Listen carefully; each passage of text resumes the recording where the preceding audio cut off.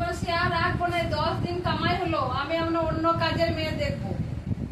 আর কি বলবো, আমি চলে আসলাম কালকে হঠাৎ করে আমার স্বামীটা ভাইয়ের লুচি খেতে যে গলায় আটকে গেছিল, দিয়ে ওই হসপিটাল আর ঘর তার বউটা আবার কি করেছে, লুচিটা গলাতে আঙ্গুল দিয়ে বার করতে গেছিল, দিয়ে একবারে গেল শ্বাস লাগিয়ে কাছে যা বেঁচে গেল।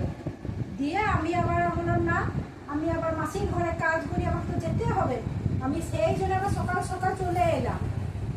মাসি যখন মালতী মাসি 10 দিন কামাই করছে তখন বলছে রাখবো না, আর এরা আজ মাসির ঘর পিসির ঘর অমুক ঘর করে বেড়াচ্ছে, তখন কিছু না।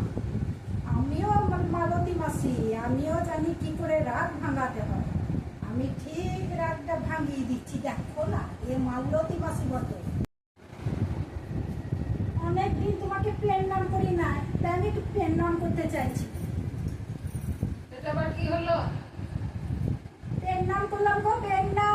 কালকে আমার স্বামীটা রাত্রেবেলাতে এলো, বলছে মাছের টক খাবো, তখন রাত 11টা বাজছে, এই এতগুলো ঘরে কাজ করে মালতী মাসি, আর কি বলো এনার্জি থাকে।